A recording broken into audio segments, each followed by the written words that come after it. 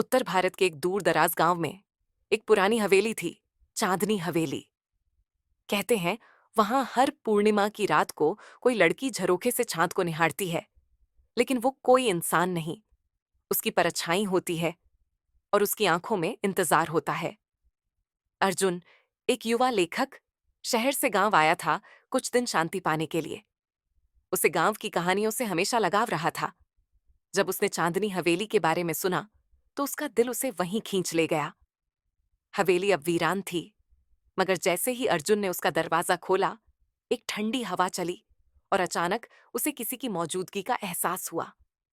वो जैसे ही सीढ़ियां चढ़ा, उसकी नजर उस लड़की पर पड़ी, सफेद साड़ी में, झरोखे से चांद की ओर देखती हुई। वो लड़की, उसका चेहरा चांदनी में चमक रहा था। अर्जुन की धड़कनें तेज हो गईं। तुम यहां क्या कर रहे हो? लड़की ने पूछा। मैं लेखक हूं। और तुम? मैं चांदनी हूं। ये हवेली मेरी है। एक रात अर्जुन ने चांदनी का पीछा किया। वो हवेली के तहखाने में जा रही थी। वहां उसने देखा एक पुराना दर्पण और सामने एक पुरानी डायरी।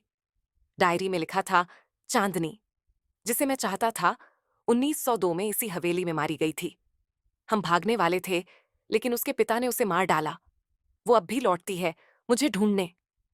नाम लिखा था, अर्जुन। वही नाम। अर्जुन को समझ आ गया, वो पुनर्जन्म है। और चांदनी, वो आत्मा जो 120 सालों से उसका इंतजार कर रही थी।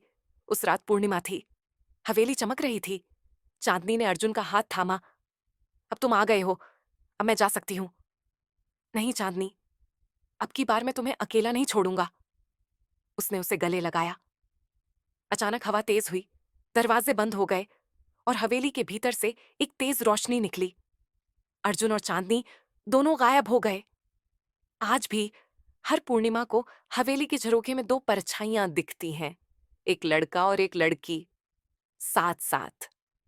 प्यार कभी मरता नहीं, वो आत्मा बन जाए तो भी इंतजार करता है, किसी अर्जुन का, किसी चांदनी का,